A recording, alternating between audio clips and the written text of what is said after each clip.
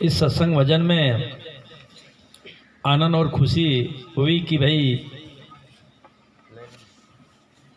हमारे मंच पर उपस्थित हमारा गुरु भाई और कालू गुरु जी और महेश गुरु जी,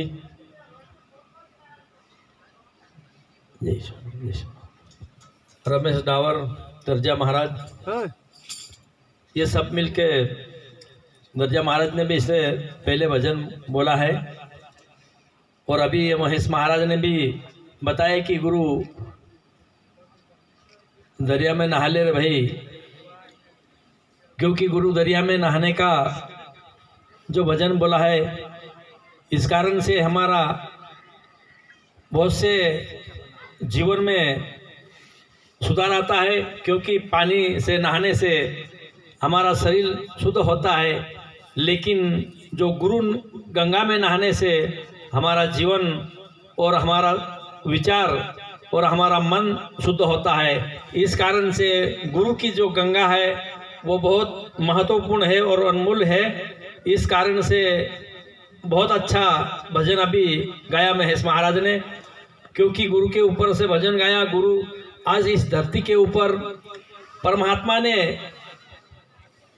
गुरु को, वो स्वयं तो नहीं आ सकता, लेकिन गुरु की जो वाणी है इसमें बहुत बड़ा राज है, क्योंकि गुरु का जो वचन है इसमें पालन करने से हमारा जीवन सफल होता है, हमारा जन्म सफल होता है, हमारा कर्म ठीक होता है। इसीलिए इन गुरु को जितना भी तारीफ करे इतना कम है, क्योंकि गुरु वंश सिंह बाबा ने हमारी समाज में इस ज्ञान का प्रकाश फैलाया है। इस कारण से गुरु जितना माने उतना बढ़िया है, क्योंकि आज इस गुजरात की धरती ये तो धर्म की धरती है। इन धरती को वंदन और नमन करते हुए गुरु वंश सिंह बाबा को जय शिवानाम करो, क्योंकि आज इन्हीं शिवनाथगढ़ में भगवान शिव का गढ़ समझो और इसी गढ़ में आने का हमको मौका मिला है। इस कारण से हमारा भाग्य है कि भाई इस शिवनाथगढ़ की धरती को नमन करने का मौका मिला है। इस धरती को हमने बार बार वंदन करते हुए हमारा शिवपंथी सत्संगन जो कार्यक्रम है, इस कार्यक्रम में हमारा भजन कीर्तन और से ये महाराज ने बताया है, क्योंकि भजन आज का नहीं, ये संत महात्मा का भजन है। संतों ने इन भजन द्वारा हमारा जीवन को सफल करने की कोशिश करी, क्योंकि ये संतों का देन है। क्योंकि आज यहाँ पे जो कार्यक्रम है वो कार्यक्रम एक पालना का कार्यक्रम है, और इन पालना कार्यक्रम में ये पालना भगवान श्री कृष्ण भगवान द्वापर में इस धरती के ऊपर जो जन्म लिया है और जन्म लेके हमारा सबको प्रेम की भाषा समझाई है। जो हमारा इन प्रेम की भाषा में, इन भजन में, इन कीर्तन में, ये जब तक पालना कोई बोलते हैं कि भाई पालना महाराज बनने के बाद पालना करते हैं, लेकिन ये पालना आज का नहीं है। भगवान श्री कृष्ण धरती के ऊपर जन्म हुआ तब का पालना है, और तब से आज तक चलता आ रहा है। इस कारण से हम सभी संतों को मिलने से हमारा जीवन उज्जवल होता है, क्योंकि तीर्थ जाता है तो एक फल मिलता है, और संत मिले तो चार, और गुरु मिलता है तो अनेक फल मिलता है, ऐसा कहता है दास कबीर। क्योंकि इसलिए तीर्थ का फल हमें एक मिलता है, लेकिन हमारी सत्संग का फल हमको चार मिलता है, और गुरु का फल अनेक मिलता है। इस कारण से जैसा सत्संग जैसी संगत है वैसी सार होती है। इसीलिए संतों ने कहा है कि संतन की जो संगत है वो संतन संगत में ही जगत का सार होता है। संतन संगत जब तक नहीं करेंगे तो जगत का कोई सार नहीं होता है। लागे चाहे काशी जाओ, मथुरा जाओ हरिद्वार। महेश महाराज ने कहा है मछली एक पानी में रहती है, लेकिन उसका बदबू कभी कम नहीं पड़ता है। लेकिन जो आज गुरु जो गंगा है, उसी गंगा में नहाने से हमारा मन भी, हमारी बुद्धि भी, हमारी आत्मा भी सब ठीक हो सकती है। इस कारण से हमारे को गुरु जो नियम और नीति छे इस नियम नियति के ऊपर चलने का कोशिश करें और इस भजन द्वारा हमारा जीवन को ठीक करने की कोशिश करें। क्योंकि गुरु ये कहते हैं कि गुरु हमारे को पांच तत्वों का ज्ञान दिया है और वो ज्ञान है हमारा शरीर के ऊपर जो बाहर बताना है लेकिन शरीर में समझना है। क्योंकि पांच तत्व किसे कहते हैं? आकाश, वायु, तेज, जल और पृथ्वी को। और यही पांच तत्वों से हमारा शरीर चलता है, पांचों तत्वों से ये प्रमाण चलती है। इस कारण से हम शास्त्र पुराण को बात तो नहीं समझ सकते, लेकिन हमारा शरीर को हम समझ सकते हैं। हमारा शरीर को समझने के लिए हमको गुरु के ज्ञान की जरूरत है, गुरु को शब्दों की जरूरत है, गुरु नाम की जरूरत है। जब तक नाम और नाम नहीं मिलेंगे तब तक भी हमारी संसार सागर को पार हम नहीं हो सकते हैं। इस कारण से गुरु का जो नाम है वो लेने की कोशिश करें और गुरु का जो वचन है इस वचन को निभाने की कोशिश करें। क्योंकि गुरु वचन जब तक हम निभाएंगे नहीं तब तक हमारा जीवन कभी उज्जवल नहीं होएंगे। इस कारण से इस धरती के ऊपर जो कर्म करेंगे वो कर्म ही हमें भरना पड़ेगा।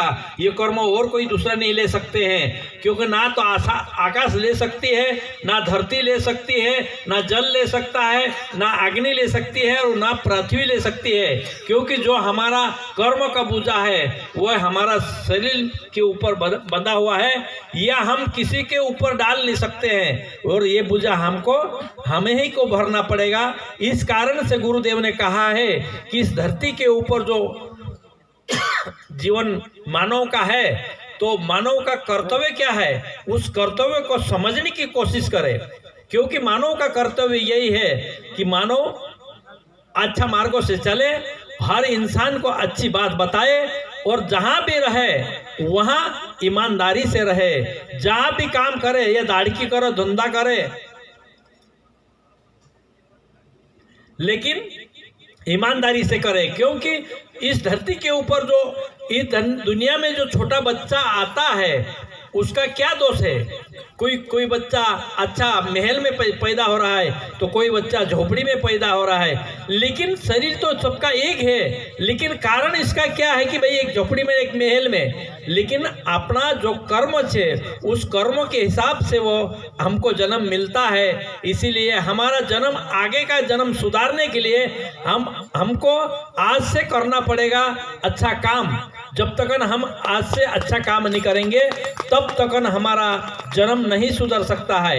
और सुधर सकता है तो हम सुधरेंगे तो हमारा जन्म सुधरेंगे, हमारा संसार सुधरेंगे और आगे भी सुधर सकता है। लेकिन हम नहीं सुधरेंगे तो कोई चीज सुधरने वाली नहीं है। इसके कारण से हम कैसा सुधरे? हम इस कलयुग से कैसा, काल से कैसा छुटकारा ले? हमसे नहीं छूट सकता। लेकिन हमारा गुरु का जो नाम है, इस नाम से हम इसको कर सकते हैं कंट्रोल। काम करो तो लोभ मोह अहंकार, इसको हम मार नहीं सकते हैं लेकिन कंट्रोल जरूर कर सकते हैं। इस भक्ति में इतनी शक्ति है, क्योंकि शक्ति से ही कंट्रोल कर सकते हैं और तभी हम अच्छा कर्म करने की कोशिश कर सकते हैं। हम अच्छा इंसान बनने की कोशिश कर सकते हैं, हम संतो बनने की कोशिश कर सकते हैं, बन सकते हैं, लेकिन गुरु बिना नहीं। गुरु हो तो ही बन सकते हैं। गुरु मिले तभी हम आगे बढ़ सकते हैं। गुरु मिले तभी हमारा जीवन में अच्छी बात जान सकते हैं हम।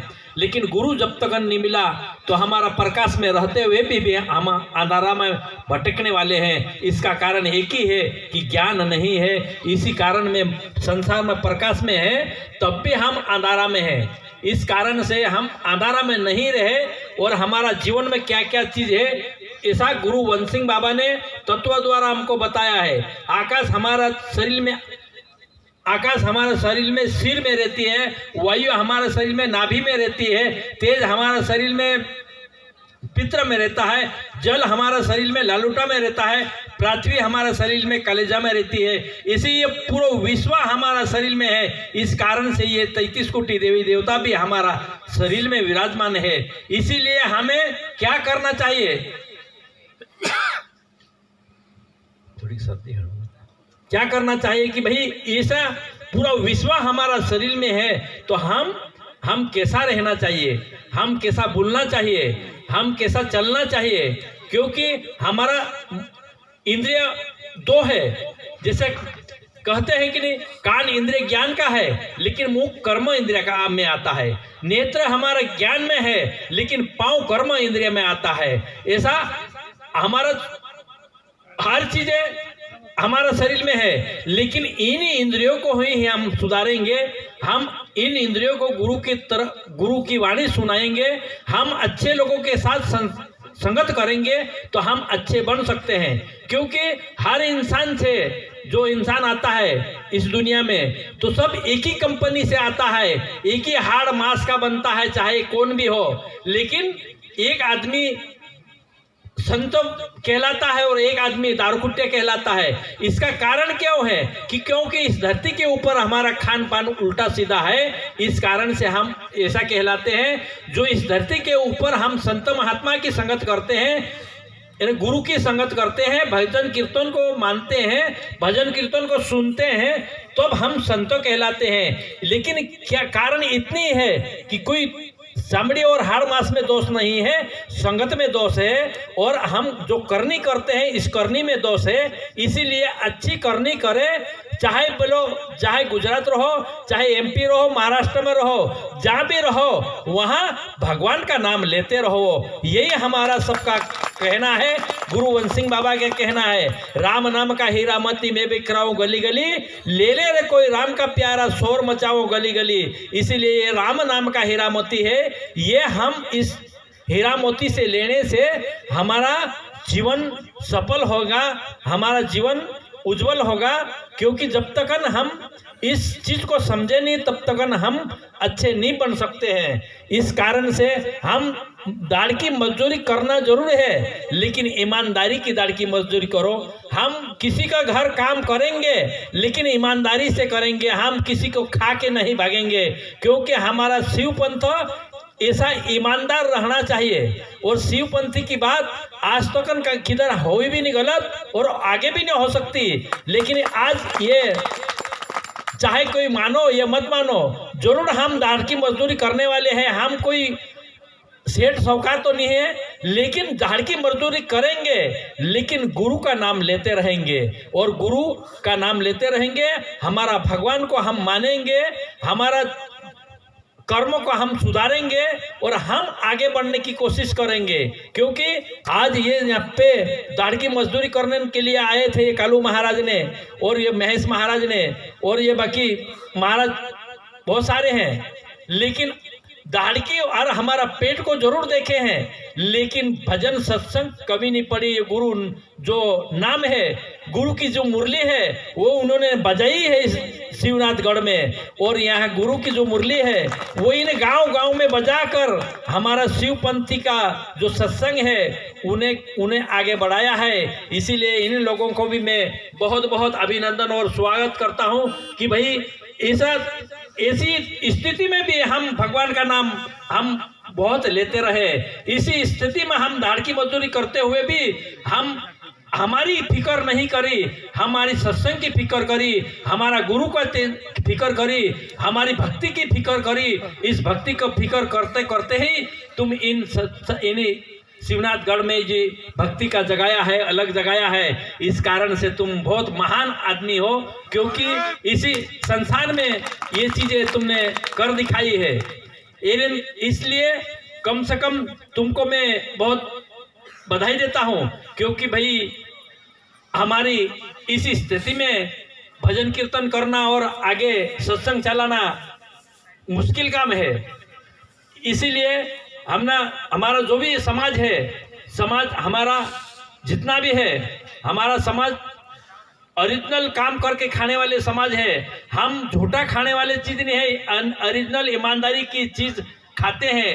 इसीलिए हम शिवपंथी कहलाते हैं, क्योंकि शिवपंथी जब तक भगवान शिव को मानने वाले, शिव इस धरती के ऊपर सत्य भी है, शिव ही सत्य है, शिव ही प्रेम है, शिव ही परमात्मा है, शिव सब कुछ है। शिव अपने पास धन्य धन्य भोलेनाथ बांट दिया है तीनों लोग में। ऐसा दीन दयाल दाता कोड़ी भी नहीं रखी घर में, सब चीज हमारे लोगों को दिया है। इस कारण से भगवान को जरूर मानने की कोशिश करें, क्योंकि हर इंसान हम देखते हैं बाहर लेकिन समझते हैं अंदर। हम एक अनपढ़ लोग हैं, हम 16 शास्त्र 18 पुराण को नहीं जानते हैं, लेकिन हमारा जीवन को जरूर जानेंगे। कहा कि इस तत्व ज्ञान से हमारा शास्त्र भी बना है। भगवान राम इस रामायण में भी देखे हैं, गीता में भी देखे हैं और शिव पुराण में भी, क्योंकि हर पुराण में दो बात आती है, एक सच्चाई एक बुराई। और सच और बुराई दोनों शब्द चाहिए। सच्चाई के ऊपर चलने वाले कौन है, बुराई के ऊपर चलने वाले कौन है।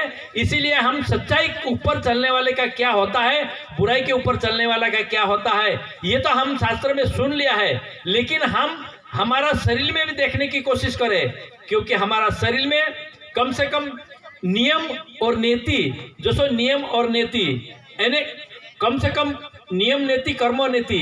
नीति हमारी जब तक साफ रहेगी तब हमारी धोती साफ रहेगी। नीति हमारी साफ नहीं रहेगी तो हमारी धोती भी कुछ काम की नहीं रहेगी।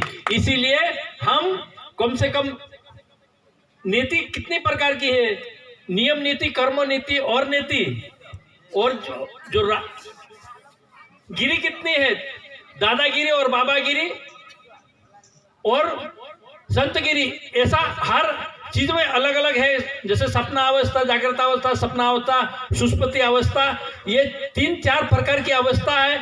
और हमारा शरीर, आज कोई बोलते हैं कि इस धरती के ऊपर हम जो कर्म करते हैं, इस धरती के ऊपर जो कुछ कमाई है, ये हम साथ नहीं ले जाता है, ऐसा कोई बोलते हैं संतों। लेकिन हम इस धरती के ऊपर जो कर्म करेंगे वो साथ ले जा सकते हैं, क्योंकि हमारा एक शरीर यहाँ रहता है, लेकिन सूक्ष्म शरीर, कारण शरीर, महाकारण शरीर, ऐसा शरीर हमारा दूसरा और है। उस शरीर के साथ हमारा कर्म जा सकता है, लेकिन इस शरीर के साथ हमारा ये चीज नहीं जा सकता।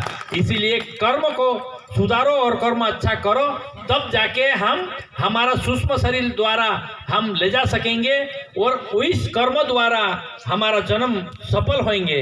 इस कारण से बाकी जो सब लोग अभी इधर भजन बोलने वाला बाकी है, क्योंकि हम इतने बड़े ज्ञानी नहीं हैं, हम इतना बड़ा संत भी नहीं है, हम इतना बड़ा साधु भी नहीं है। क्योंकि मैं तो हम एक आप आदमी के साथ सरीका हूँ, लेकिन हमारा संत था वो गुरु वन सिंह बाबा है, और गुरु वन सिंह बाबा जो भी कर रहा है वो करेंगे। लेकिन हमारा विचार इतना ही ठीक रखो। इतना कहकर बंद करता हूँ, और मेरे शब्द में कोई बोल देते हैं तो माफ कर दो। जय शिव।